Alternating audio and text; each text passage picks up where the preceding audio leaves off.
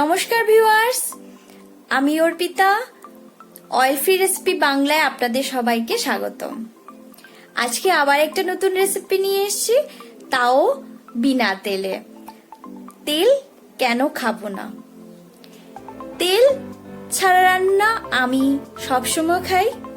আমি বিশেষ করে আমার রেসিপিগুলো শেয়ার করি তাদের জন্য যাদের হার্টের প্রবলেম আছে, কোলেস্টেরলের প্রবলেম আছে এবং যাদের ওজন বেশি।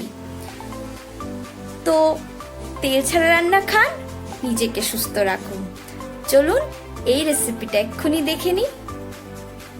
আজকের রেসিপি ট্যাংরা মাছ মূলো দিয়ে পাতলা ঝোল। একদম দারুণ রেসিপি। এই শীতের মরশুমে খুবই একটা টেস্টি রেসিপি। আর যদি এটা একদম বিনা তেলে হয় তাহলে কেমন হয়? যাদের হার্টের প্রবলেম আছে, হাই কোলেস্টেরল আছে এবং যাদের ফ্যাটি লিভার, তাদের জন্য দারুণ এই রেসিপিটা, এবং যাদের ওজন বেশি তাদের জন্য পারফেক্ট। তো দেখে নিন কিভাবে বানিয়েছি এই রেসিপিটি। ট্যাংরা মাছ 250 গ্রাম আমি ভালো করে কাটাটা কেটে বেছে নিয়েছি, ভালো করে ধুয়ে নিয়েছি। আর ট্যাংরা মাছে দেখুন কি সুন্দর তেল হয়েছে। এখন ঠান্ডার সময় ছোট মাছে ভালো তেল হয়, তো আর তেল দেওয়ার দরকার নেই। মূলো, একদম শীতের টাটকা মূলো, এগুলোকে আমি লম্বা লম্বা করে ছালটা ছাড়িয়ে নিয়ে লম্বা লম্বা করে কেটে নিয়েছি।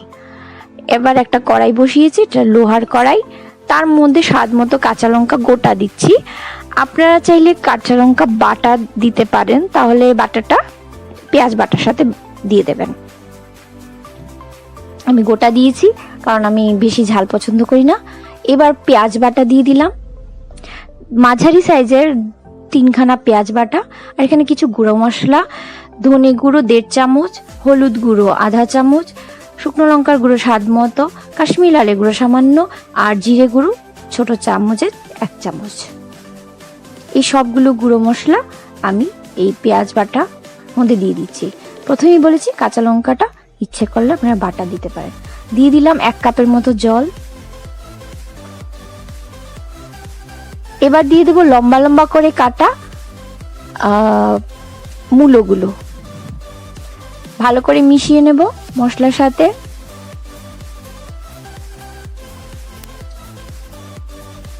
ভালো করে নাড়াচাড়া করব।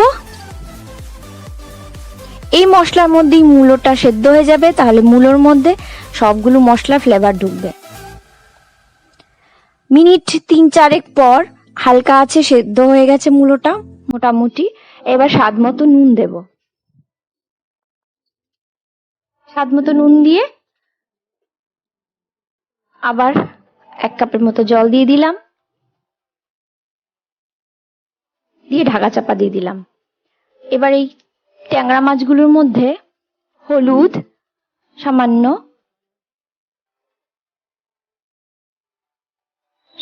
নুন মাছে ঢোকার মতো দিয়ে ভালো করে মেখে নেব।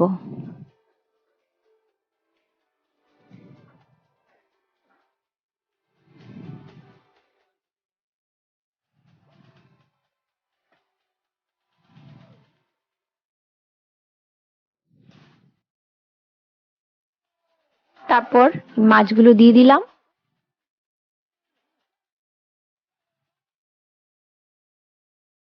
ভালো করে মিশিয়ে নেব।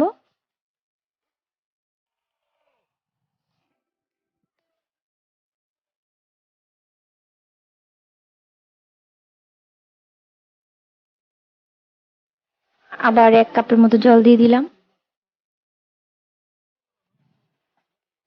এবার মিনিট 3-4 ফুটাবো ভালো করে। আর ধনেপাতা কুচি উপর থেকে ছড়িয়ে দিলাম।